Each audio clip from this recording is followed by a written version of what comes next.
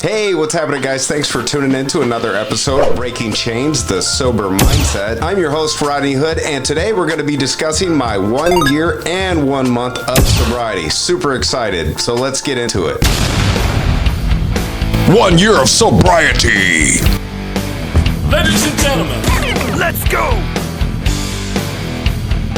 We're going to talk about the highs, the lows, and how I went from a professional drinker, waking up drinking 2 bottles of vodka a day. I had to drink the first thing as soon as I got out of bed. If I didn't have a couple chugs of vodka, I would shake so bad I couldn't brush my teeth. Then, of course, I would go and throw up. This is all reminiscent of the very first video I did, which we're going to watch some clips about that as well. Now I'm actually living my life, which is great. So let's get into that. A little over a month and a year ago, if you happen to see me, I look like I was training for the Alcohol Olympics, pretty much. I was sprinting to the liquor store, powerlifting big handles of cheap pop-off vodka, and setting world records in the blackout division. I was bloated, I was blotchy, I would actually run out of breath climbing a flight of stairs. That's sad. I felt like a 90-year-old shoveling my driveway uphill in a blizzard with a plastic spoon. I was basically a bag of human regret marinated in cheap liquor. My face no longer looks like a swollen traffic light. I swapped out my gourmet breakfast of Taco Bell and cheap vodka because nothing screams responsible adult like masking your booze breath with a chalupa. I used to have brain fog so bad I couldn't think past my nose without having a drink. My thoughts were slower than dial-up internet, and trying to make any decision was like trying to solve a Rubik's Cube blindfolded. Now my mind's pretty sharp. I can remember details, conversations I had, and even why I walked into a room. No more standing there like a lost time traveler. And honestly, one of the biggest changes is I switched careers. I had to. I actually walked away from fat commission checks just so I could have a peace of mind. Let me tell you, that trade-off was worth every penny. I'm broke as shit now, but I didn't die. So there's that.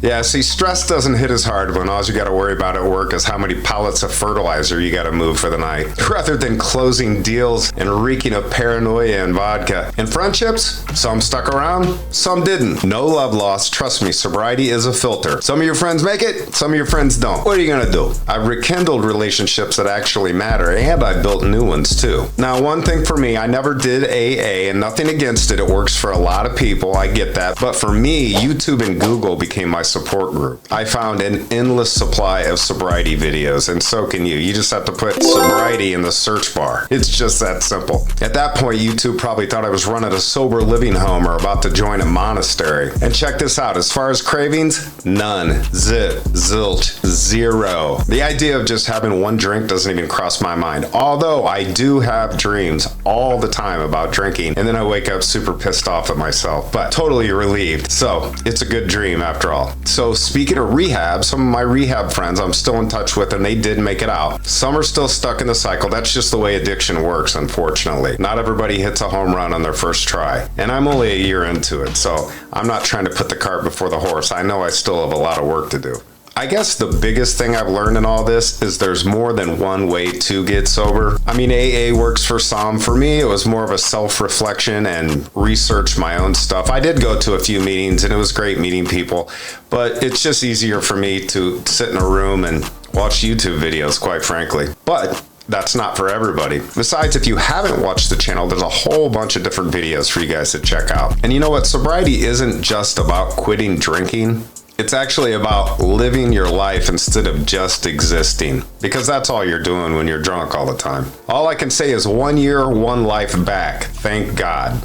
So it was 1 year and 1 month ago, January 29th, 3 days before my mother's birthday, that I walked into Hope by the Sea, the rehab center in Los Angeles, with nothing but a drinking problem and a bloated liver. And let me tell you, it was sore. Today I've got my health, my mind, and my life back. And I couldn't have done it without one very important person, and that's my mother. I remember when I first went to rehab, when we would have group meetings, we all had to talk about things, and being sober for the very first time in 35 years, probably, full-time sobriety, we actually had to open up, and I talked about the passing of my mother, who had breast cancer. We home cared her till, the day she passed, and it was a really, really tough time. And rest in peace, Mom. I know you're up there watching, and I know you're proud. That thought alone is what kept me going strong on days I wanted to give up. Trust me, guys. If I can do this after 40 years, that's right. I started drinking when I was 13. Think about that. So if you are struggling, I'm just here to let you know it gets better.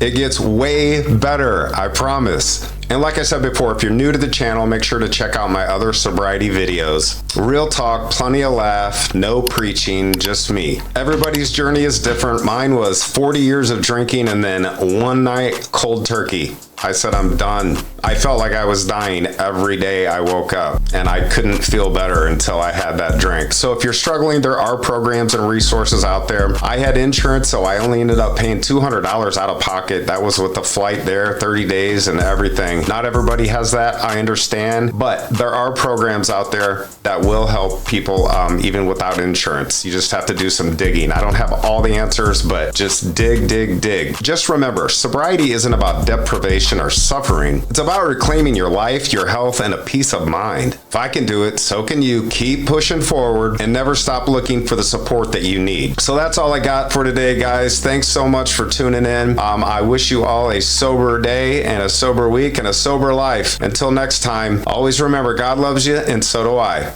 Peace.